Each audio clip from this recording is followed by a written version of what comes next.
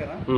పినపాక మండలంలో మన ఆర్డబ్ల్యూఎస్ శాఖ నుంచి క్లోరోస్కోప్స్ అని మంచినీటిని ట్యాంకు దగ్గర నీళ్ళు బ్లీచింగ్ కలపంగానే క్లోరినేషన్ చేయంగానే ఎంత క్లోరినేషన్ శాతం ఉన్నదని తెలుసుకోవడానికి క్లోరోస్కోప్ అనే పరికరాన్ని ఆర్డబ్ల్యూఎస్ విభాగం సప్లై చేశారు.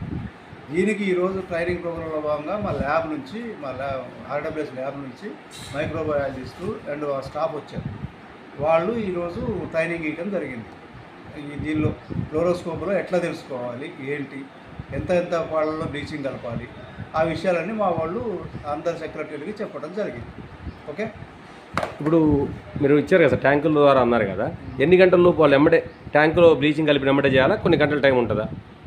ట్యాంకులో బ్లీచింగ్ కలిపిన తర్వాత అర్ధగంట వెయిట్ చేసి అర్ధగంట తర్వాత గ్రామంలోకి నీటి సరఫరా ఇస్తామండి. బ్లీచింగ్ తేట అర్ధగంట తర్వాత వాటర్ సప్లై ఇచ్చి మనం చేసిన క్లోరినేషన్ పద్ధతి కరెక్ట్ ఉన్నదా లేదా అని తెలుసుకోవడానికి, నీటిలో మిగిలిన క్లోరిన్ శాతం తెలుసుకోవడానికి ఈ క్లోరోస్కోప్ తోటి మనం నీళ్లు పరీక్ష చేస్తాం.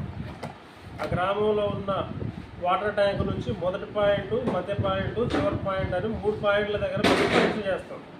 మొదటి పాయింట్ దగ్గర పరీక్ష చేసినప్పుడు 1.5 నుంచి 2.0 ppm రావాలి. మధ్య పాయింట్ దగ్గర చూసినప్పుడు 0.5 ppm నుంచి 1.0 ppm రావాలి. చివరి పాయింట్ దగ్గర మనం అసిటిల్ క్లోరైడ్ టెస్ట్ చేసినప్పుడు 0.2 నుంచి 0.5 మధ్యలో రావాలి. అట్లా కనుక వస్తే ఆ గ్రామంలో ఉన్న వాటర్ ట్యాంకు కెపాసిటీని బట్టి మనం చేసిన క్లోరినేషన్ పద్ధతి ఖచ్చితంగా మంచిగా వచ్చిందని మనం నిర్ధారణ చేసుకోవచ్చు. అది సార్ క్లోరినేషన్ పద్ధతి. దీనివల్ల ఆ పాయింట్స్ ఉన్నారు చెప్పారు సార్, పీపీఎం పర్సెంటేజ్ వచ్చే అనర్థాలు ఏంటి అన్న దాన్ని పెరిగితే?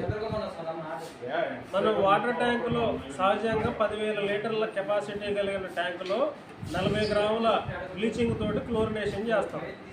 అక్కడక్కడ పంప్ ఆపరేటర్లు వాళ్ళకి తెలియకుండా 40 గ్రాములు కలపాల్సిందే 400 గ్రాములు, ½ కేజీ కలిపినప్పుడు ఆ నీళ్ళల్లో కావాల్సిన దానికంటే ఎక్కువ క్లోరిన్ ఫామ్ అవుతుంది.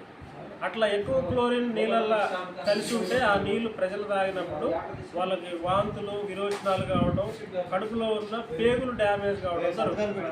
ఈ అనర్థాల నుంచి ప్రజలు బయటికి రావాలంటే అక్కడున్న పంచాయతీ సెక్రటరీస్ ఆ ట్యాంక్ కెపాసిటీని బట్టి వాళ్ళు క్లోరినేషన్ చేపిస్తూ ఉంటారు.